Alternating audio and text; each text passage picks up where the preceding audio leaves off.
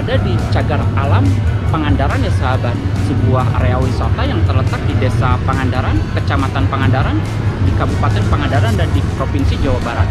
Luas areanya sendiri itu sekitar 37,7 hektar ya, dan kita akan coba eksplorasi lebih jauh. Ada beberapa destinasi wisata apa saja yang ada di dalamnya.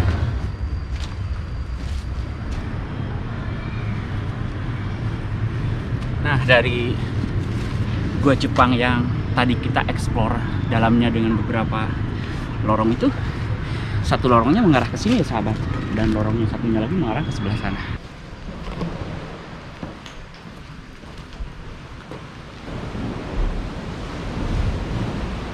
Kita akan coba destinasi keempat ya, yaitu Gua Parat. Ini merupakan gua yang cukup panjang ya, dan kita akan coba mengeksplorasi lebih jauh di dalamnya itu seperti apa.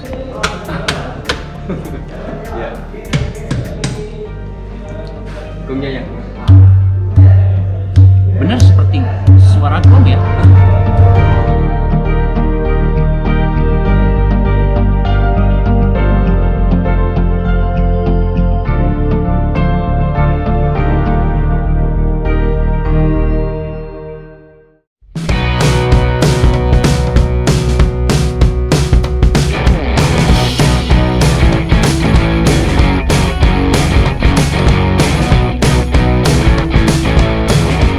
Sahabat Anegas, destinasi yang sedang kita tuju ini adalah destinasi yang sudah banyak orang tahu, yaitu Pantai Pangandaran.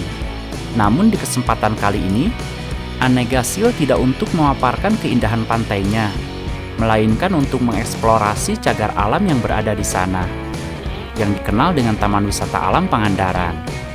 Baik sahabat, jangan kemana-mana ya, tonton terus video ini sampai selesai.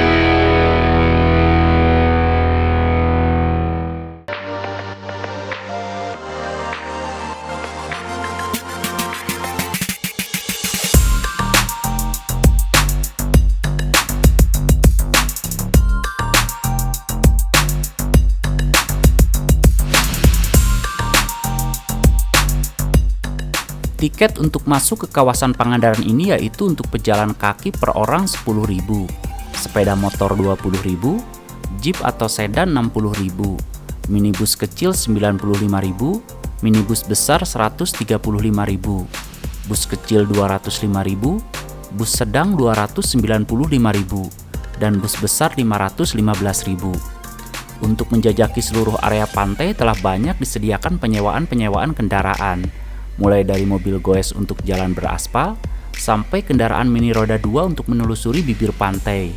Dan ada juga roda 4 seperti jenis ATV. Harganya itu sangat bervariatif sekali ya sahabat, tergantung jangkauan area dan waktu yang digunakan. Bahkan tidak hanya untuk siang hari, malam hari pun banyak yang menggunakan jasa sewa ini.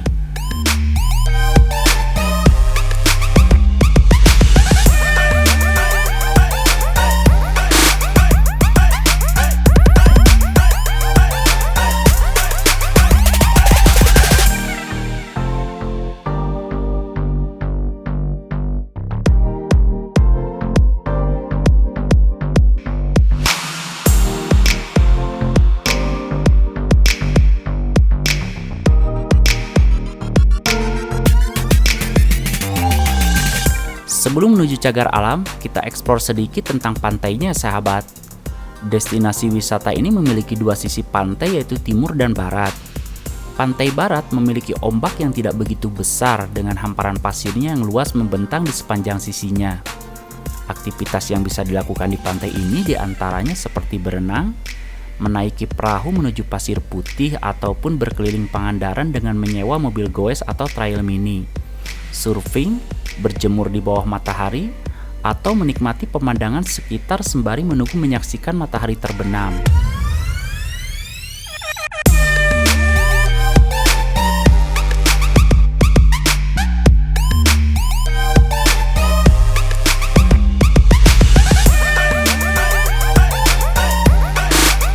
Sedangkan untuk pantai timurnya terkenal dengan matahari terbitnya, serta tempat kulinernya yang lengkap. Para wisatawan juga bisa menikmati aneka olahan hidangan laut dengan menu beragam yang disediakan sesuai pesanan dan harganya pun terjangkau. Selain itu, rutinitas masyarakat nelayan mencari ikan dengan menggunakan jaring eret pun menjadi daya tarik tersendiri dari sisi kearifan lokalnya.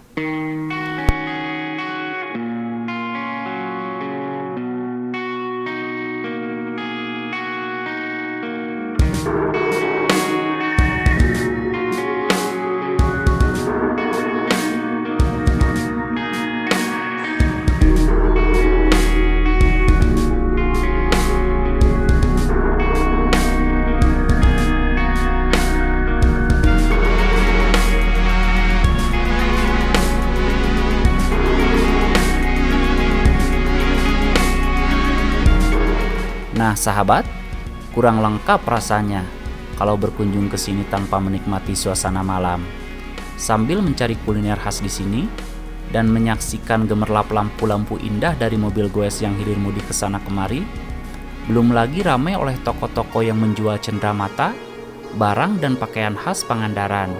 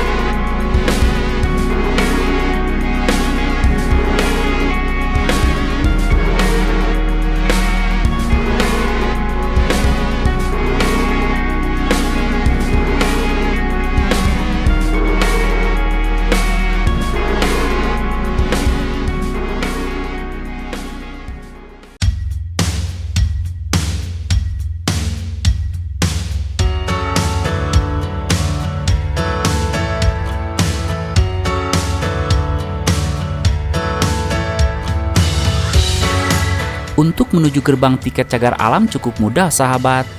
Yaitu sahabat tinggal menelusuri jalan yang berada di pantai bagian barat. Dan saya pun langsung menemui seorang pemandu wisata di sana. Tujuan menggunakan jasa pemandu ini adalah agar informasi yang didapatkan lebih lengkap dan detail, termasuk sejarah situs, keunikan dan keindahan masing-masing goa serta jenis flora dan faunanya.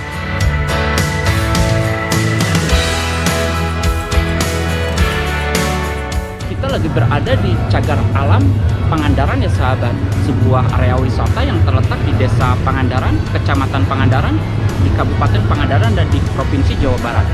Luas areanya sendiri itu sekitar 37,7 hektar ya, dan kita akan coba eksplorasi lebih jauh. Ada beberapa destinasi wisata apa saja yang ada di dalamnya.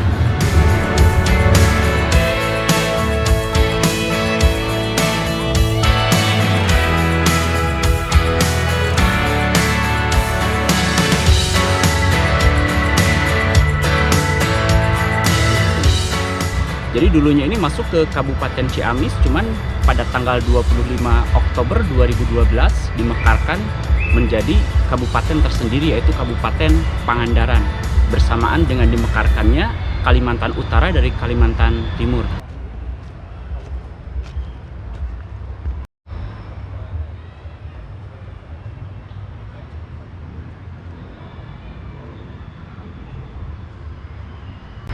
Ini gua Jepang, kan? Oh. Ya, ini peninggalan Jepang, itu perang Nippon Asia Pasifik dulunya. Di sini ada di bukit ya yang menjual ke laut ini ada 2 gua, yang satu buat sengaja buat ini mengelabui musuh jebakan. Ya, jadi kalau melihat dari depan sini kelihatan ada lorongnya, padahal ini buntu jebakan aja. Ini yang aslinya di sini, di sekitar sini.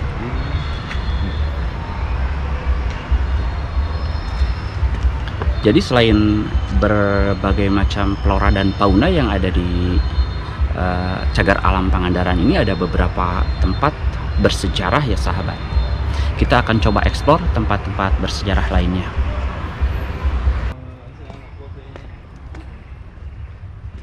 Kalau yang di buntu ini aslinya, Nanti panjangnya sekitar 25 meter. Bentuknya itu ruangan, ada ruangan tahanan menurut sejarahnya ya, terus ada ruang penyiksaan, dan nanti ada tembus lorong rasi Jepang gitu. Dibikin oleh Romusa sekitar 300 orang Romus selama 1 tahun kurang lebih gitu. Tapi nggak tembus ke arah sana, Pak? Ada tembusan Ada nanti tembusan. di atas yang buntu gua tadi ya, Oh, di atasnya justru itu buat pengintaiannya.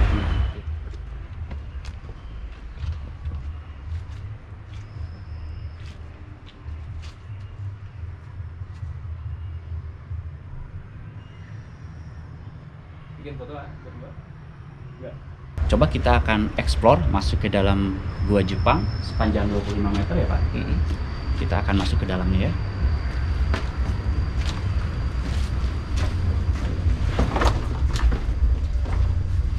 Ini yang sebut ruangan tahanan ya. Iya. Sebelah sini ada kurang lebihnya ini ukurannya ya 3,5 sampai 2 lah kurang lebihnya. Nah, jadi emang sengaja dibikin ruangan kecil supaya jerak gitu ya. Ya dibikin ruangan. Dan ini ada proses alam juga karena ini udah lama dari 1942 sampai sekarang ya. Dan ini udah menimbulkan alam yaitu proses stalaktit ya. Dan nanti di gua alam bisa melihat sendiri stalaktit ini akan lebih panjang dan ada yang menjadi kolom ya. Jadi satuan stalaktit dan stalagmit gitu. Fosfornya juga kelihatan ya. Percikannya kalau coba dilihat center. Nah, ada sedikit fosfor. Jenis kristal Ya, Pak? kristal.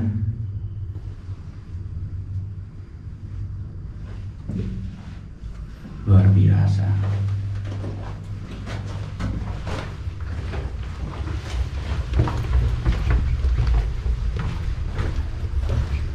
Nah, sana bekas ruangan penyiksaan.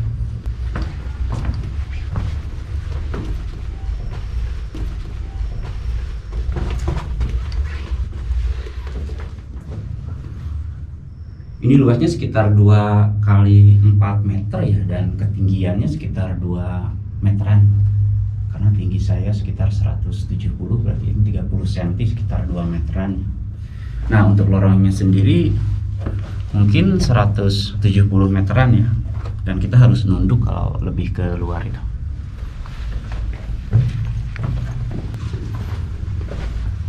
Nah, kita di sini harus nunduk ya. Karena ketinggiannya itu cuma 160 lah. Di sini ada dua tembusan. Curam yang lebih curam belah sini, bisa di kamera sedikit ya ke sana. Nah, lebih curam nanti si keluarnya di belah sini yang biasa aja. Ini lebih ke atas, lebih kecil ya jalurnya. Terus biar lihat lorongnya. Oh, tembusan ke atas.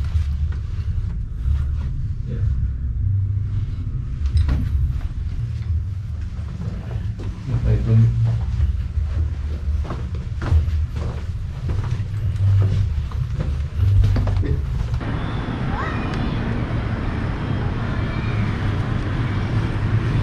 Nah, dari gua Jepang yang tadi kita explore dalamnya dengan beberapa lorong itu, satu lorongnya mengarah ke sini ya sahabat, dan lorongnya satunya lagi mengarah ke sebelah sana. Jadi kita akan coba destinasi lainnya untuk kita explore.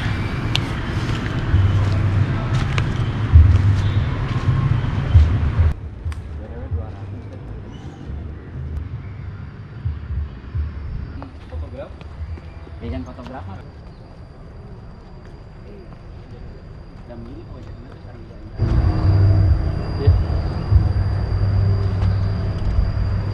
Nah, di sini juga memang penunjuk arahnya udah jelas ya. Kalau kita ke Gua Sumur arah lurus gitu kan.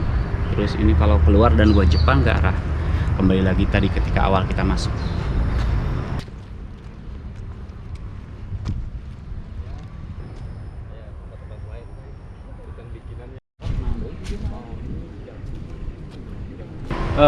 Pohon di sini tuh sangat banyak. Ya, mayoritas di sini bisa di taman wisata sendiri tuh bisa dilihat sekitar kita itu ada jati ya. Terus ada ini apa? Mahoni. Kalau menurut ya biasanya kan ada anak-anak sekolah ya bikin karya tulis ya, Forla sama Polnet. Ada bahasa Latinnya sih, Tectona grandis ya, kalau yang disebut mahoni ya. Ini apa? Mahogany root. Kalau Tectona grandis itu jati ya. Ya. Sekarang belok sini ya, lihat situsnya. Peninggalan purbakala ya. Lokasi kedua dari pintu gerbang utama barat yang bernama Situs Batu Kalde, yaitu situs peninggalan purbakala yang ada di Pangandaran, itu peninggalan kerajaan Galuh. Ya, kalau di umum yaitu Galuh Pakuan, ini Tatar Selatan dari Galuh Pakuan, pecahannya itu Galuh Pangauban. Adanya di Pangandaran sendiri.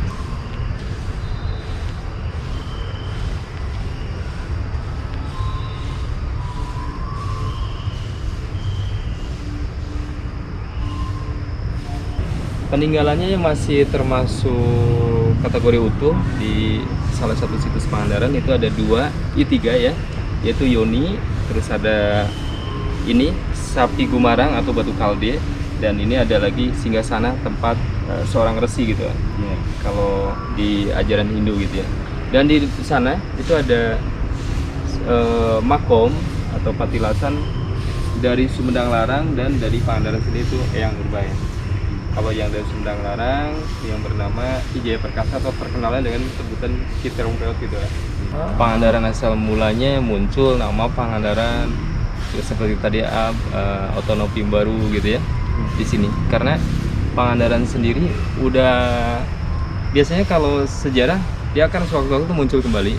Nah contohnya Pangandaran, saya karena jadi pribumi Pangandaran dan masyarakat Pangandaran, dulu waktu saya kecil katanya nanti Pangandaran itu akan jadi kabupaten ya.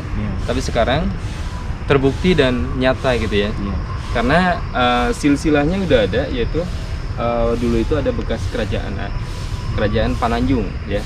Yang aslinya itu sebenarnya Galuh sendiri sih, cuman dia ada daratan yang Tanjung itu disebut Pananjung gitu ya. Tanjung itu kan daratan yang menjorok ya, laut menjorok ya, laut betul. Nah, dan di sini kalau menurut sejarah ya, jadi panjang sekali dan ada rajanya juga, ada permaisuri juga, ada penggawanya, terus ada penasehatnya.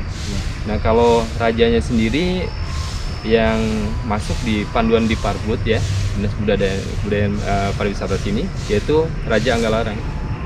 Ya, permaisurinya terkenal dengan Siti Kamboja atau disebut yang sekarang buat Jaro, tempatnya itu di Rengganis gitu.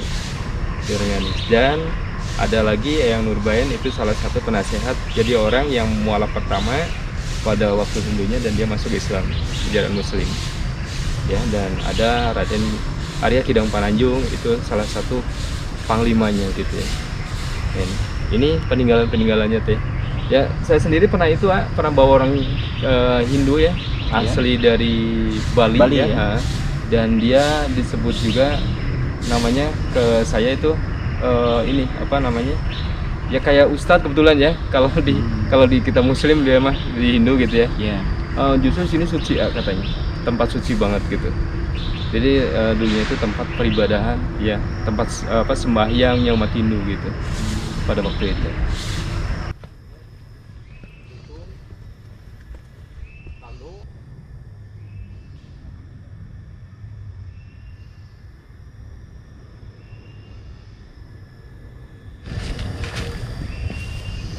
Jadi cagar wisata alam Pananjung ini merupakan rumah besar ya bagi flora dan fauna.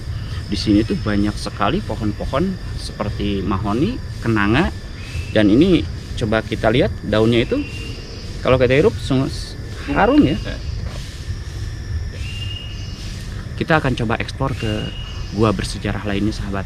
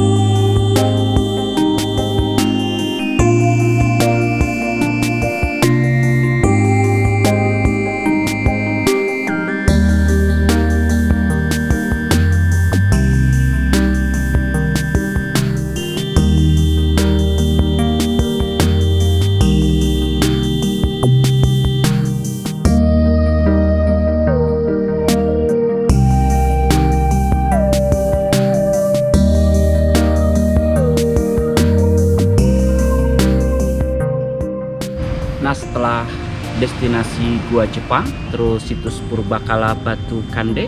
Sekarang saya ke tempat ketiga ya sahabat, yaitu Gua Panggung. Ini letaknya ada di pantai pesisir timur Pangandaran. Kita akan coba eksplorasi lebih jauh ke Gua Panggung.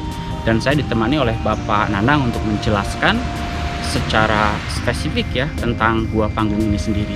Ayo sahabat.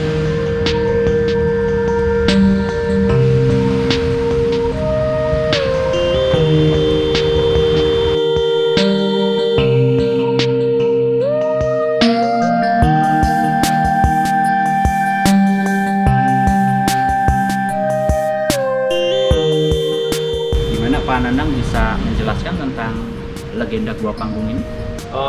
Saya jelaskan aja ya. Ini salah satu gua panggung ini jadi gua alam, dan bisa lihat deh di sekitar kita itu alamnya itu di depan sana itu ada stalaktit dan stalagmit, dan legendanya jadi menurut cerita rakyat ini salah satu ada patilasan yang bernama anak angkat Nyi Loro Kidul yang bernama Ki Jagalautan atau Mbah Jagalautan ya, atau Ki Pancing Benar. Dan bisa masuk ke sini, langsung aja.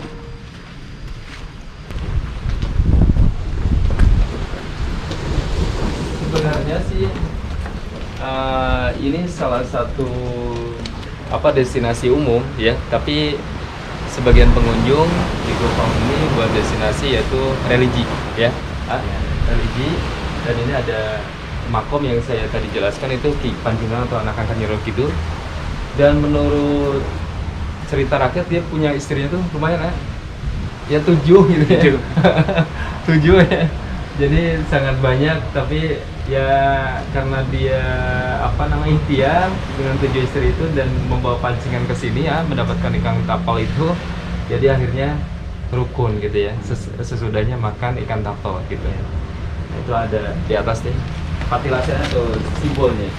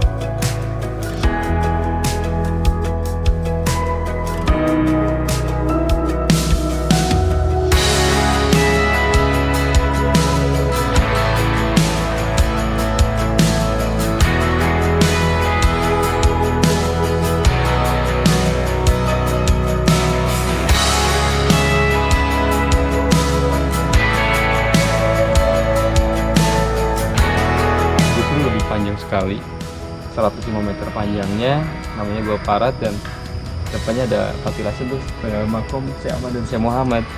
Nanti di dalamnya itu ada keunikan batu stalaktit yang bentuk sepasang, laki-laki dan perempuan gitu. Nah sahabat, kita akan coba destinasi keempat ya, yaitu Gua Parat. Ini merupakan gua yang cukup panjang ya, dan kita akan coba mengeksplorasi lebih jauh di dalamnya itu seperti apa. Dan saya rekomendasikan kalau misalkan datang ke Cagar Alam Pangandaran ini, memang kita harus dipandu sih sama pemandu yang ada di sini, karena luas areanya itu cukup besar ya. Terus mereka itu, beliau-beliau ini bisa memaparkan secara gamblang, memberikan pemaparan dan edukasi yang lengkap bagi kita yang melakukan kunjungan wisata di Cagar Alam Wisata Pangandaran. Kita coba akan masuk dan akan eksplorasi Gua Parat ini seperti apa aja di dalamnya.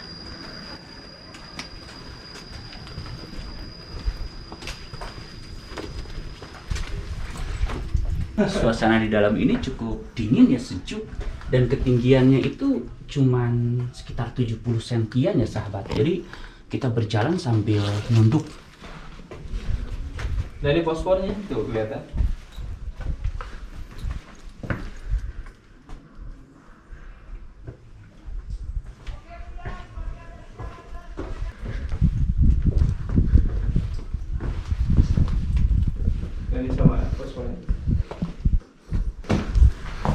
ke dalam, ruangannya udah mulai cukup besar ya, ketinggiannya sekitar 3 meteran ke atas.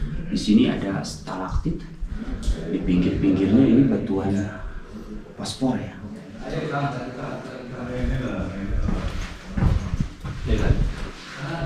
Batu onta bentuknya kolom ya, yaitu stalaktit dengan stalagmitnya udah menyatu dan bentuknya itu seperti binatang onta.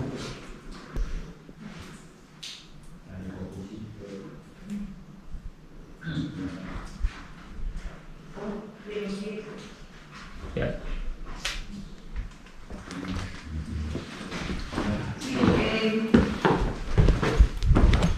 Nah, di sini maaf ya, bukannya jorok. Batu ini ada batu sepasang, yaitu batu laki-laki dan perempuan. Dan salah satunya ya ini laki-laki dan perempuannya yang belakang sana, nanti kelihatan dari belah sana perempuannya. Ada yang memitoskan, tapi saya bukan mengarahkan ke batu ya. Tapi ya sebagian pengunjung itu ada yang percaya bahwa di sini itu misalkan udah punya jodoh, pengen awet jodohnya itu pegang dua-duanya. Kalau yang single bisa pegang lawan jenisnya gitu. Menurutnya itu enteng jodoh sama awet jodoh, jadi langgeng gitu aja.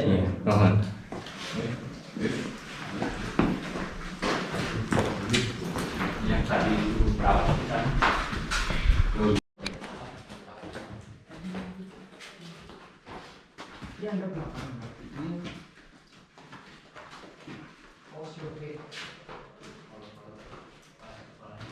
Baik, tembus ke sana itu berapa meter kira-kira? 115-an kurang lebih. Ya kalau ini 150-an kurang lebih. 150 meteran ya? Iya. Kalau jarak lebar? Itu sekitar 7. Ada 7 yang meter sini, ya? 7 meter. Dan ketinggiannya itu berapa Pak? Ketinggiannya ini ada 7 juga kurang lebihnya. Ada yang tengah tapi ya, posisi tengah. Iya. Maksudnya 6 sampai 7 meter. Kalau yang di sana itu sekitar ya itu 7 meter, 70-an ya. Masuknya itu. Kalau boleh diceritakan tentang mitos atau apa namanya sejarahnya Gua Parat ini seperti apa Pak? Jadi kalau sejarah Gua Parat atau mitosnya, sejarah Gua Parat itu gua keramat Jadi yang dikeramatkan oleh masyarakat Pangandaran sini termasuk ada 2 gua ya, sama Gua Panggung tadi. Ya ada pasangan gitu ya, Panggung sama Parat gitu ya. Dan di mitos dikeramatkan oleh masyarakat sini karena di depan ada salah satu 2 makam. Makom bukan makam ya, itu makom Patilasan. Syekh Ahmad dan Syekh Muhammad atau yang membawa ajaran muslim pada waktu itu. Dan awal mulanya yang masuk ke sini tuh ya Ahmad dengan Muhammad, dan di sini pun bentuk batunya ya seperti yang tadi kamera jelaskan, itu ada batu onta ya, karena dari Mesir gitu ya, salah satu gitu ya. Dan di sini pun menyimbolkan pasangan.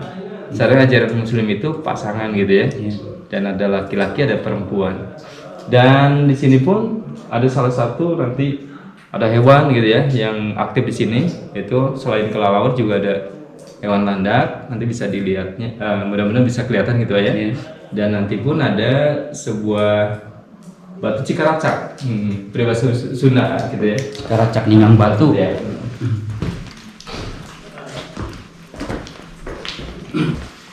Jadi ini namanya itu batu Cikaracak ya sahabat. Ini merupakan sebuah filosofi Sunda.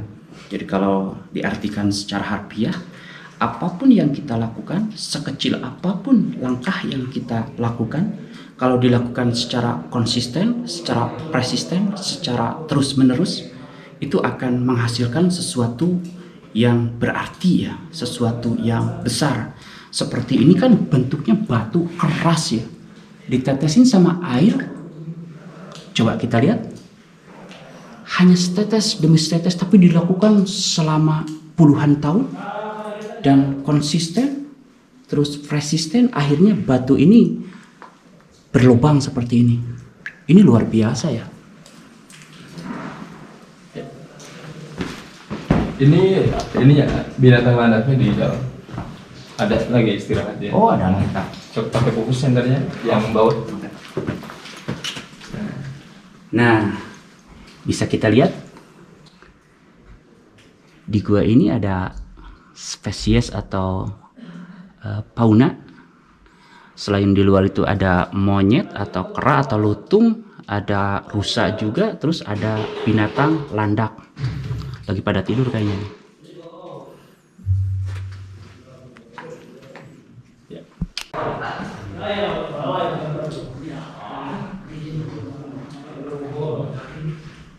Binatang landak sama kelelawar ini memang menyukai tempat-tempat gelap ya seperti ini, sahabat.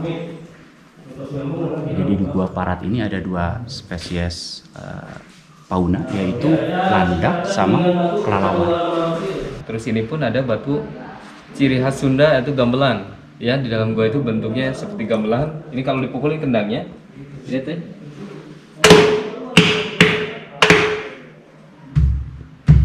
Nah, ini gongnya.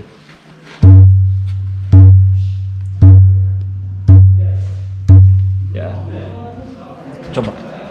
Saya coba nggak ya. bisa musiknya. Ya. Gongnya yang. Benar seperti suara gong ya.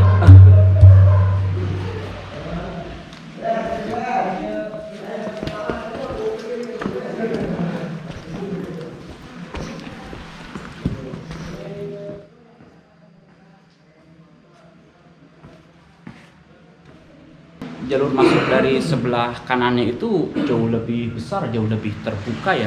Beda dengan pas kita masuk itu, guanya itu cukup kecil jalur masuknya.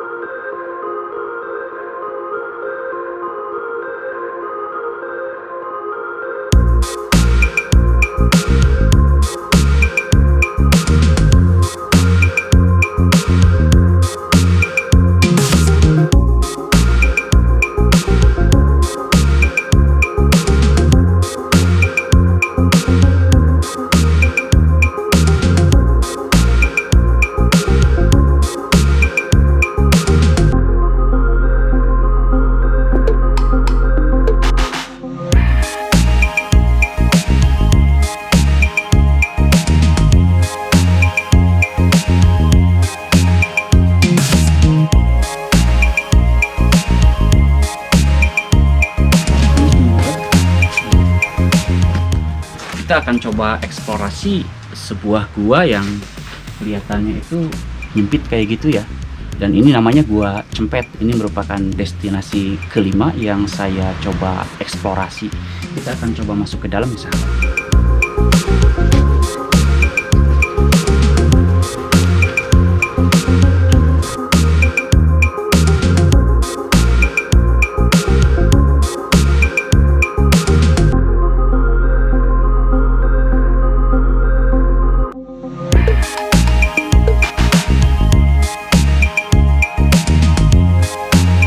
Seperti backbone, rangka rusuk belakang deh, tulang rusuk.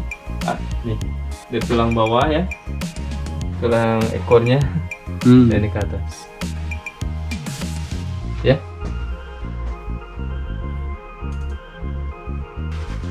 Terkenal cempetnya di sini, Jadi masuknya sih tadi lumayan besar, nah nyempetnya di sini. Jadi nyempet. Buat cempet. Gendut jadi langsing ya. Yang tadi apa? Cempet. Cara masuknya seperti ini ya, sahabat. Jadi kalau di jalur masuk itu lumayan cukup besar, cuman ketinggiannya memang lumayan sih tinggi. Nah, masuk ke sini kita harus dibantu sama tangan ya.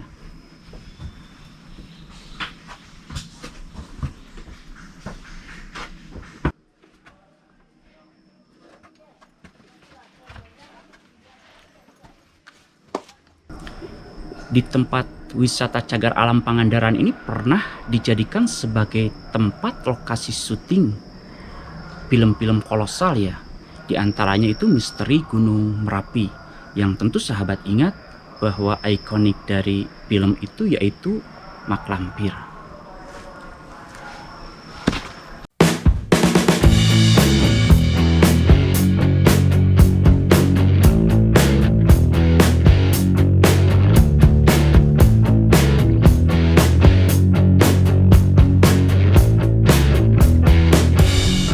Cagar Alam Pangandaran itu memberikan sensasi yang berbeda ya sahabat, ketika kita berkunjung ke Kabupaten Pangandaran. Karena Pangandaran itu sangat lekat dengan wisata pantainya. Beda dengan di Cagar Alam ini yang sangat sejuk, rimbun dengan pepohonan, dan kaya akan flora sama faunanya.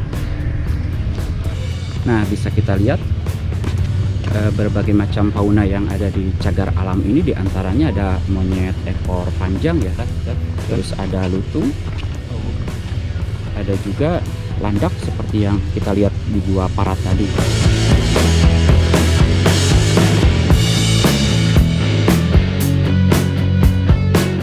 Baik sahabat Anegas, eksplorasi Taman Wisata Alam Pangandaran kami cukupkan sekian dulu. Semoga tayangan ini bermanfaat bagi kita semua. Dukung kami terus dengan like, komen, dan subscribe. Aktifkan pula tombol loncengnya. Terima kasih semuanya.